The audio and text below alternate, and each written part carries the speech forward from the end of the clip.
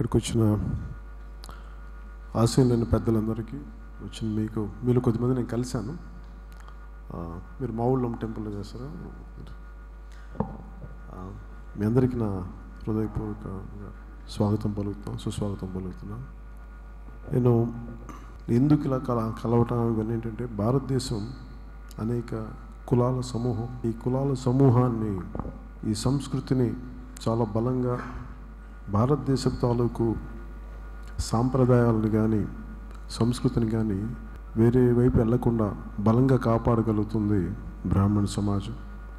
అలాంటి బ్రాహ్మణ సమాజం అంటే గతంలో కొన్ని సమస్యలు ఉండవచ్చు. కొన్ని వేల సంవత్సరాల క్రితం నేను ఆలోచించేది ఎలా అంటే, ఎప్పుడో గత కాలంలో కొంతమంది పూర్వీకులు చేసిన పరిస్థితులకి ఈ సమాజం ఈ తరం బ్రాహ్మణులకి అది శిక్ష పడకూడదని కోరుకుంటాను నేను. ఎందుకంటే వాళ్ళ మీద ఎప్పుడో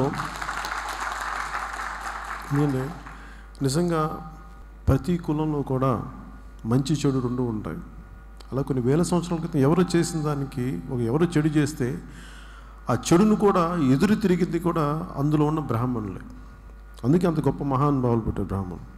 చాలా గొప్పవారు పుట్టారు. నిజంగా స్వాతంత్ర ఉద్యమం అంతా నిజంగా కులాలకి, ప్రాంతాలకి, మతాలకి అతీతంగా నడిపింది బ్రాహ్మణ సమాజం, బ్రాహ్మణ నాయకులే.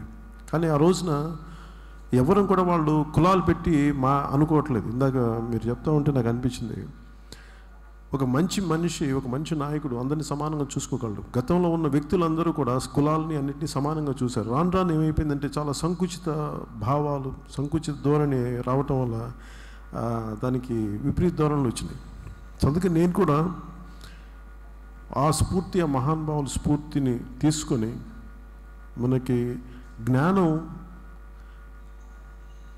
పేదరికాన్ని పారదోలేదు. పేదరికానికి కావాల్సింది దానికి ఆ జ్ఞానానికి తగ్గ పారితోషికం ఉండాలి, దానికి తగ్గ సమస్యలు ఉంటాయి.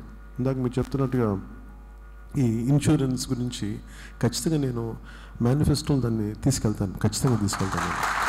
అలాగే అన్నీ జనసేన కూడా నేను కోరుకుంటుంది ఏంటంటే, ప్రతి కులంలో ఇంకో కులం మీద ట్రస్ట్ లేదు. మనం నమ్మం ఇంకో కులాన్ని. నాకు అనిపిస్తుంది, ఇప్పుడు ఇందాక మీరు స్టార్ట్ చేయగానే ఈయన అంటున్నాను, మొత్తం మీరు అందరినీ కలుపుకెళ్ళండి అంటే, నేను ఎప్పుడు ఒక కులాన్ని నమ్ముకొని నేను పాలిటిక్స్కి రాలేదు. ఎందుకంటే నాకు పాలిటిక్స్ అనేది అదేదో నాకు అధికారం ఇస్తుందో, లేదంటే నాకు కొత్తగా ఒక మంత్రి పదవి, ముఖ్యమంత్రి పదవి, నేను ఎప్పుడు ఇట్లా ఆలోచించలేదు. ఎందుకంటే నాకు పాలిటిక్స్ అనేది ఒక సోషల్, సామాజిక పునర్నిర్మాణం కోసం, ఒక సోషల్ ట్రాన్స్ఫర్మేషన్ కోసం వచ్చాను తప్ప, నాకు అధికారం అనేది అది నాకు అంతిమ లక్ష్యం కాదు. అందుకని సహజంగా అది ఒక ప్రక్రియలా జరగాలి. అంటే ఒక చెట్టు, ఒక మొక్క పెద్దది చెట్టు వచ్చి పండ్లు ఎలా కాస్తాయో, అధికారం కూడా నువ్వు పని చేసుకుంటూ వెళ్తే అది అధికారం రావాలి. అధికారం వల్ల 10 మందికి నీడనివ్వగలగాలి, 10 మందికి ఆశ్రయం ఇవ్వాలి, 10 మందికి అది ఒక సంతోషం కలిగించాలి. నేను అలాంటి అధికారాన్ని కోరుకుంటాను. అంతేగాని అధికారం నాకు నిజంగా కావాలంటే ఇంతమంది, ఇన్ని కోట్ల మంది అభిమానాన్ని పొందిన నాకు ఏది కూడా నిజమైన ఆనందం ఇవ్వలేదు. ఈరోజు నాకు పాలిటిక్స్ ఇది నాకు చాలా బాధ్యతతో కూడి వచ్చాను పాలిటిక్స్. ఎందుకంటే నాకు బలం ఉండి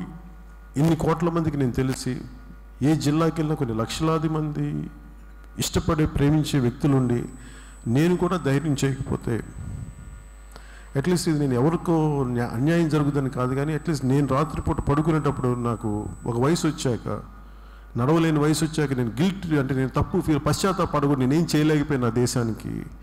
అంటే మనం ఏ దేశమైనా సరే మనకి ఒక్కొక్కరు గొప్ప త్యాగదనులు. మన బ్రాహ్మణ సమాజంలో చూస్తే చాలామంది మనకి, ఉదాహరణకి మన చాలామంది నాయకుల్లో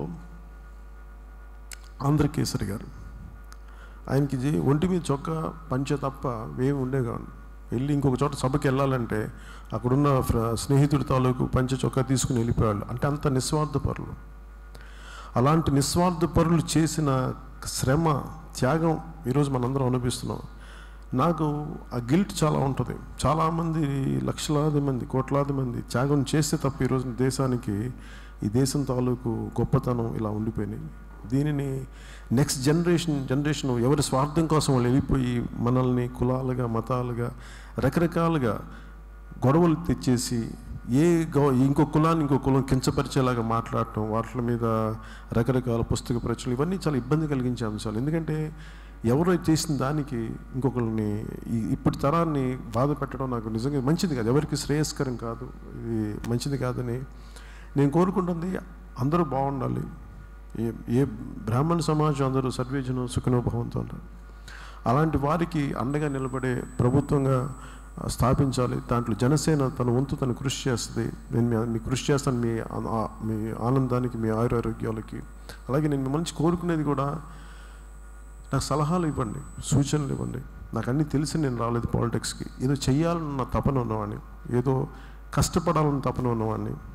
నాకు ఈ దేశం బాగుండాలి, మన సమాజం విచ్ఛిన్నం అవ్వకూడదు, కులాల కుంపట్టి అవ్వకూడదు, చాలా జాగ్రత్తగా ఉండాలని చెప్పి మనస్ఫూర్తిగా వచ్చినండి. అందుకని ఏ సమస్యలు ఉన్నా సరే నాకు మన ఇక స్థానికంగా మన ఎర్రంకి సూర్యారావు గారికి కానీ, మన నవీన్ గారికి కావచ్చు, లేదంటే మన సూర్య గారికి కావచ్చు, ఎవరికి మీరు ఇచ్చినా కానీ మీకు మన సమాజం ఏ సమస్యలు ఉన్నాయి, వీటి మీకు ముందు ఎలాంటివి కోరుకుంటున్నారు ప్రభుత్వం నుంచి మీరు చెప్తే. అండ్ ఇందాక మీరు అన్నట్టుగా కార్పొరేషన్ ఉంది, కానీ కార్పొరేషన్లో సహాయం జరుగుతుంది కానీ సమగ్రంగా జరగట్లేదు.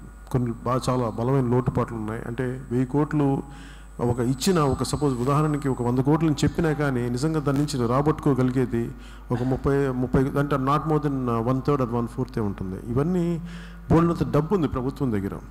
ప్రభుత్వానికి నాయకులు కానీ స్వార్థంగా లేకపోతే, అందుకే నేను మిమ్మల్ని ఎవరిని కూడా, ఏ ఒక్క కులాన్ని కూడా నేను ఒక ఓట్ బ్యాంక్గా నేను చూడట్లేదు. ఎందుకంటే ఇంకా సమాజాన్ని విడతీసే పద్ధతులు వచ్చేసినాయి, అయిపోయినాయి. ఇంకా మనుషుల్ని, కులాలని, మమతల్ని కలిపే రాజకీయ వ్యవస్థ కావాలి. ఇంకా లేకపోతే మన బిడ్డలు బతకలేరు, మనకి రాబోయే తరాలు ఇబ్బందులు పడతాయని చెప్పి మనస్ఫూర్తిగా నాకు బాధపడి ఏదో ఒకటి చేయాలి, నా వంతు కృషిగా నేను చేయడానికి వచ్చాను. నేను ఎంత సాధించగలను నాకు తెలియదు. ఒక 20 సంవత్సరాల క్రితం నేను సినిమాలోకి రావాలి అనుకున్నప్పుడు నేను ఏ స్థాయికి వెళ్తాను నాకు తెలియదు. ఒక ఆలోచనతో వచ్చాను, ఏదో చేద్దామని. అలాగే ఈరోజు కూడా ఏదో తపన ఉంది, చేద్దామని, ఒక మంచి చేద్దామని. ఆ తపన నన్ను ముందుకు తీసుకెళ్తుంది, శక్తిని ఇస్తుంది. అలాగే నాకు ఏ స్వార్థం లేదు నాకు ఎందుకంటే నాకు చాలా మంచి జీవితం ఉంది. అవన్నీ ఎందుకని వదులుకొని వచ్చానంటే, నాకు మన గత తరం నాయకులు చేసిన త్యాగాలు, ఇప్పుడు తరం చాలామంది చేస్తున్న త్యాగాలను చూసి నా వంతు కృషిగా నేను చేయడానికి వచ్చాను. ఇప్పుడున్న వర్తమాన పరిస్థితుల్లో ఒక పొలిటికల్ పార్టీ పెట్టడం చాలా చాలా కష్టమైన పని. డబ్బుతో కూడుకుంది, చాలా గుండాగిరితో కూడుకుంది. మరి ఇలాంటి సమాంతర వ్యవస్థలో ఒక విలువలతో కూడి, కష్టంతో కూడిన రాజకీయం చేయాలంటే చాలా గుండె ధైర్యం కావాలి. సో నాలాంటి వాడికి మీ అందరి సహాయ సహకారాలు కావాలి, అలాగే మీ అందరి ఆశీర్వచనాలు కావాలి. నేను మీకు అండగా నిలబడేవాడిని, మీకు అందుబాటులో ఉండేవాడిని. ఈరోజు ఇక్కడ ఎందుకంటే మన దేశ మన సంస్కృతిని గౌరవించేవాడిని. అవి మన గ్రామాలు కావచ్చు, మన పట్టణాలు, మన దేశ సంస్కృతి, దానికి అనేక సంస్కృతుల కలయికది. అలాంటి ఒక సంస్కృతిని మీరు బలంగా ముందుకు తీసుకెళ్లేవాళ్ళు. అలాగే మన వేదాల మీద, మన ఆచార వ్యవహారాల మీద చాలా అపారమైన గౌరవం ఉన్నవాడిని.